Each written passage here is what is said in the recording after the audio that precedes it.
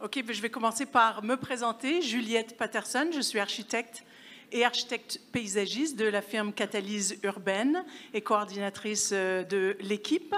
Je vais commencer avec, à ma gauche, on a Nicolas Zaraté, qui est gestionnaire de projet pour la firme Edifix.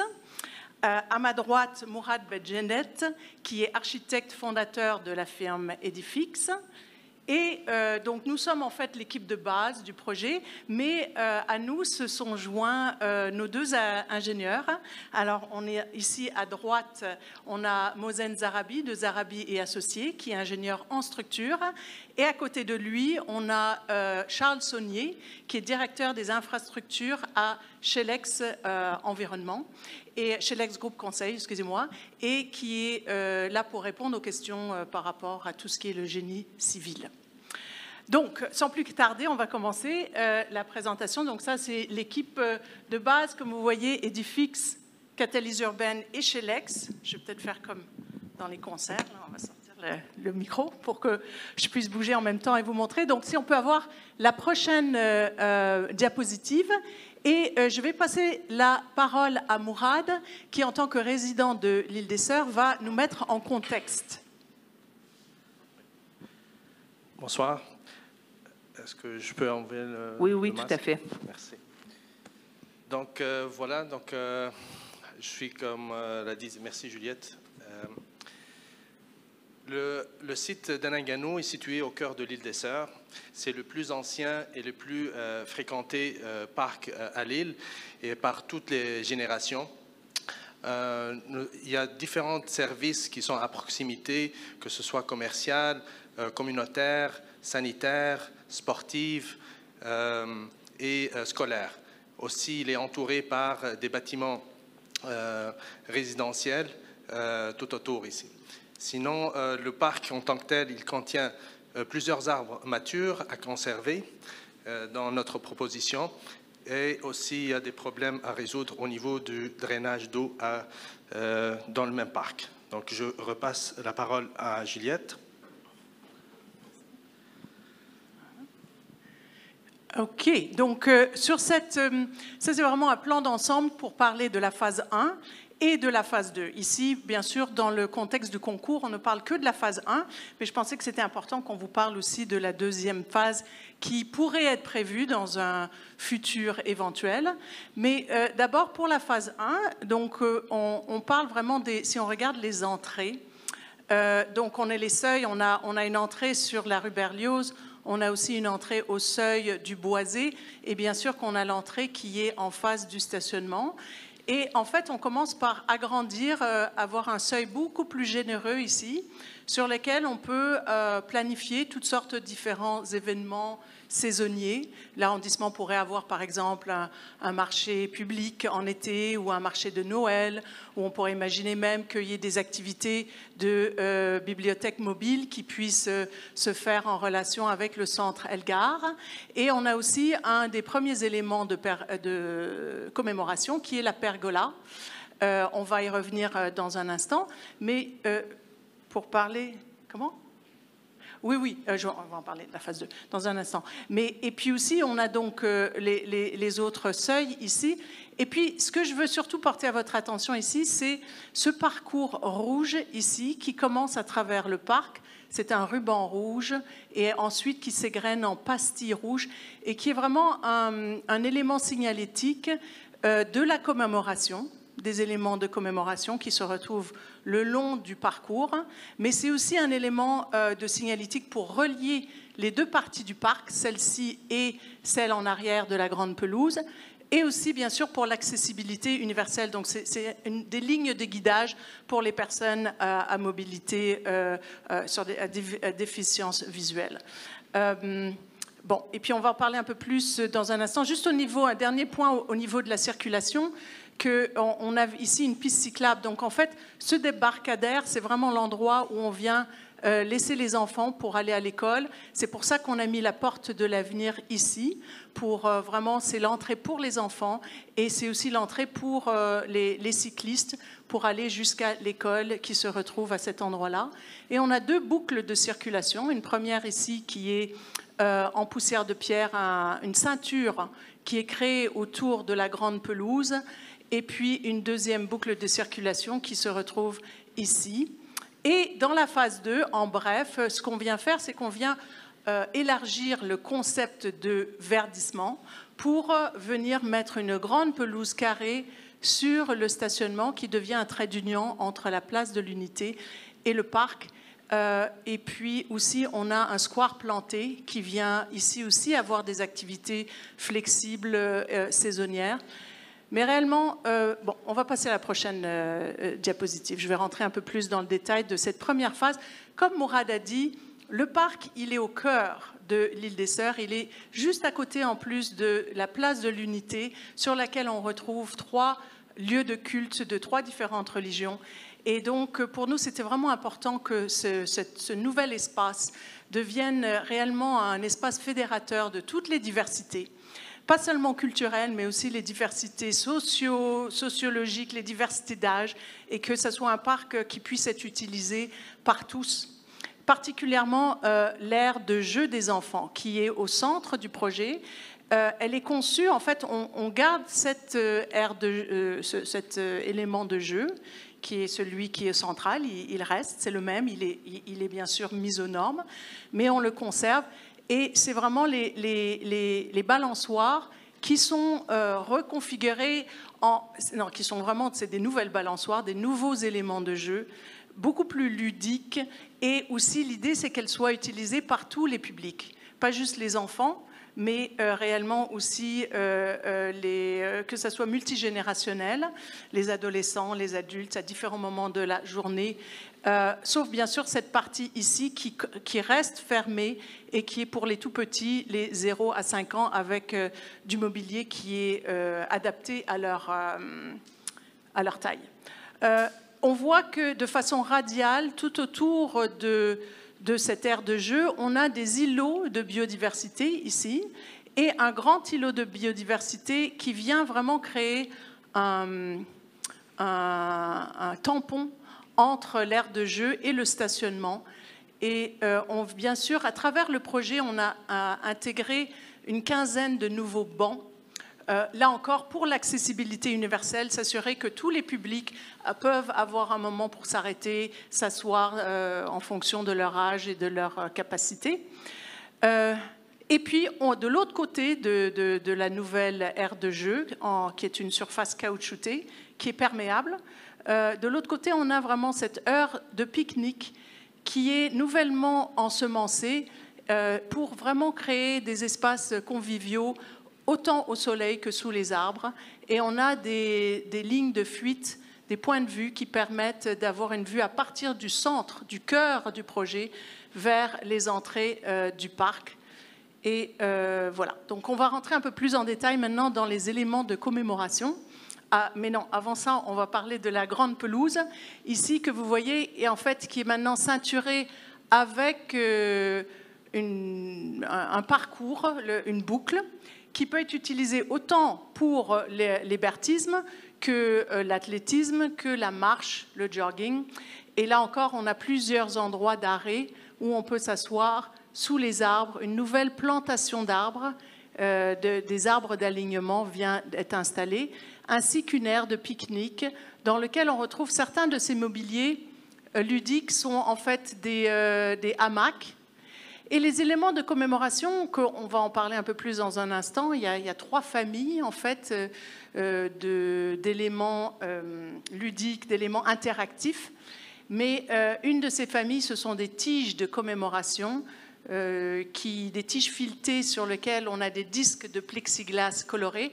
Et ils jouent au saute-mouton avec les pastilles rouges qui sont sur le parcours. Et en fait, ils se retrouvent ici, ils atterrissent en un petit groupe de tiges à l'entrée du boisé pour vraiment marquer le seuil du parc à cet endroit-là.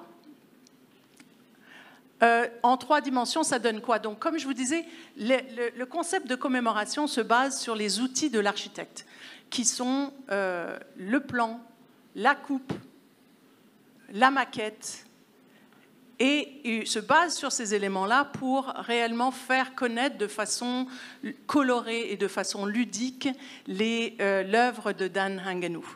Alors, on retrouve en fait cette déclinaison des différents outils de l'architecte dans la pergola, qui est le premier élément ici, qui est une structure en acier galvanisé et clôture de mailles de fer. Pourquoi? Parce que ça reprend en fait en architecture du paysage les éléments qui étaient chers à Dan Hanganu, qui était l'utilisation d'éléments pauvres, bruts, comme l'acier galvanisé, comme la tôle.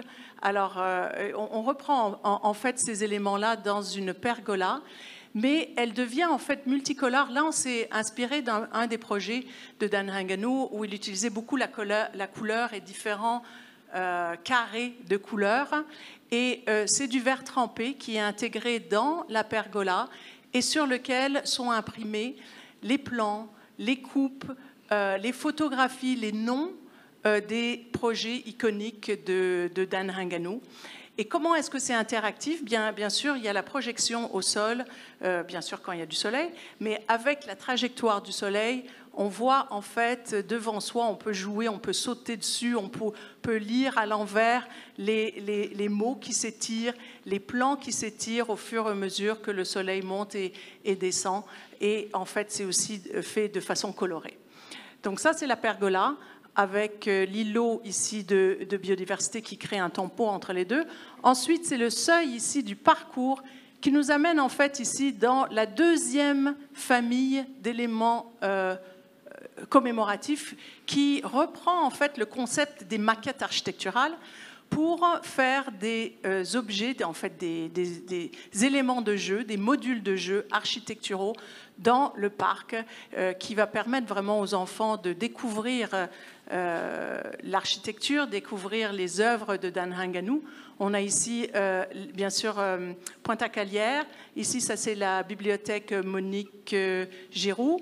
Et la troisième, c'est Monique Corriveau, merci. Et ici, le troisième, c'est le bâtiment de HEC de l'Université de Montréal. Et puis, on voit ici aussi les différentes balançoires qui sont installées en fait à la périphérie de l'aire de jeu en surface caoutchoutée pour permettre en fait à ceux qui sont dans le pique-nique, la zone de pique-nique, de pouvoir venir les utiliser. Prochaine diapositive, on rentre un peu plus en détail de ces trois familles en fait, d'éléments commémoratifs qui utilisent vraiment l'ombre dans deux de ces itérations, l'ombre et la lumière, un jeu de lumière avec la pergola. Et dans ce parcours de commémoration, qui est celui qui suit en fait le tracé rouge de signalétique que je vous avais montré au début, et ce sont des tiges filetées. Elles ne sont pas très flexibles, elles sont quand même assez épaisses pour s'assurer qu'on ne veut pas avoir des problèmes de sécurité ou de vandalisme. Elles sont quand même bien fortes et sur lesquelles on a des disques de plexiglas qui sont gravés des œuvres de Dan Hanganu, là encore en plan, en coupe, en photographie avec aussi les noms des projets. Et au fur et à mesure, on voit que ce qui est au sol, ces pastilles colorées sont en fait les ombres des disques de plexiglas et ça bouge, glisse sur le sol, glisse sur l'asphalte et sur le gazon au fur et à mesure qu'on avance vers l'arrière. Juste un mot à propos du plexiglas, mais Mourad va en parler un peu plus de la matérialité. Mais c'est en fait un matériau qui est 30 fois plus résistant que le verre. Et que s'il se fissure, en fait, ça fait une fissure, mais ça ne se brise pas. Donc on ne croirait pas, mais c'est en fait un matériau qui est beaucoup plus durable qu'on le pense. Et puis on le voit en fait dans l'utilisation, par exemple, du plexiglas sur les, comment on appelle ça, les puits de lumière. Maintenant, ils sont quasiment tous en plexiglas et plus en verre. Donc c'est un matériau beaucoup plus durable qu'on pourrait le penser au début. Et finalement, on a donc ces modules de jeu inspirés des œuvres de Dan Hanganu et qui sont réellement une opportunité pour les enfants de développer leur perception de de l'espace, de créer des histoires, de jouer, de rentrer dans les espaces, d'imaginer. En fait, ça fait appel à leur créativité d'une façon que peut-être les éléments de jeu plus traditionnels ne font pas, qui font plus appel à la motricité. Mais ici, on parle vraiment de créativité et de perception de l'espace. Prochaine diapositive.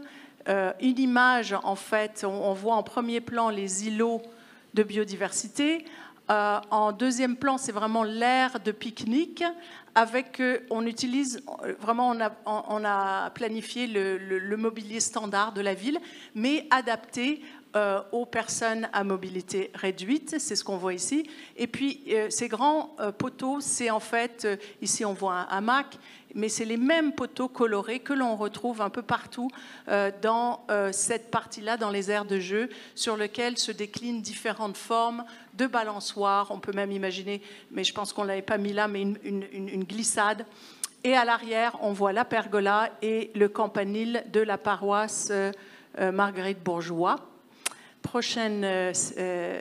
Donc, un mot à propos de la stratégie végétale. Donc, la stratégie végétale, c'est de garder la canopée des arbres existants et de glisser sous la canopée des arbres un sous-bois, une végétation de type sous-bois, arbustive, arborée, et qui a comme intention, comme objectif, en fait, de venir épancher l'amoncellement, l'accumulation d'eau au printemps, mais aussi de créer des havres de biodiversité pour les insectes, les pollinisateurs, les petits mammifères, les oiseaux. Donc on parle vraiment d'une végétation pour la plupart indigène, mais qui, en fait, non seulement va pouvoir absorber l'eau, en fait, on utilise l'eau non pas comme quelque chose dont on veut se débarrasser, mais plutôt comme une opportunité pour créer un écosystème qui en fait, pourrait même être une prairie humide intermittente, pour créer un écosystème qui n'existe pas dans le parc pour le moment, mais qui était quand même à la base ce qu'on aurait retrouvé sur l'île des Sœurs. Bon, et puis finalement aussi, cette stratégie végétale, c'est de révéler en fait l'éclat des saisons avec une végétation diversifiée et changeante.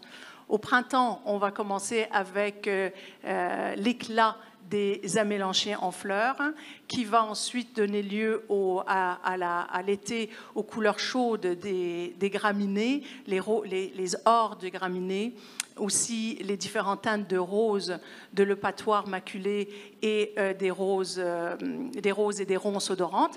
À l'automne, bien sûr, on va avoir les couleurs écarlates des érables existants qui sont là, mais aussi qu'est-ce qu'on a d'autre ici? On a les amélanchiers, les aronis. Et finalement, à l'hiver, on va avoir le rouge vin des cornouillers qui va se détacher sur la neige blanche, et aussi les panicules vaporeux des graminées qui vont aussi amener un intérêt saisonnier. Alors maintenant, la prochaine diapositive, je vais passer la parole à Mourad qui va nous parler de la matérialité des différents éléments. Merci Juliette. Donc voilà, donc on s'est rendu à la matérialité, donc qui sont basées sur 3 facteurs essentiels, qui sont la durabilité, la sécurité et l'entretien du parc. Donc en effet, nous avons spécifié différents matériaux. Commençons par le parcours en fait commémoratif qui sont faits en asphalte, et c'est selon l'usage et les besoins des travaux d'entretien. Sinon, pour les aires de jeu, ils sont faits en surface de granules caoutchoutés recyclés, tout en tenant compte d'un système de drainage par en dessous. Quant à la pergola, elle est en fait en structure d'acier galvanisé et avec des mailles de fer pour laisser les plantes grimpantes se développer, puis et des panneaux de verre trempés colorés. Les modules de jeu architecturaux, qui sont les maquettes, sont faits en plaques d'acier soudées et protégées avec une peinture électrostatique en poudre avec un adjuvant antimicrobien. Et c'est selon les normes de CSA pour éviter l'impact et favoriser l'amortissement. du choc. Concernant les tiges de commémoration, sont faites avec ce sont les poteaux avec de l'acier fileté et avec une certaine rigidité. Ils sont supportés sur des bases de béton et les disques, comme l'a dit Juliette, sont faits en plexiglas coloré. Maintenant, on arrive au coût des travaux.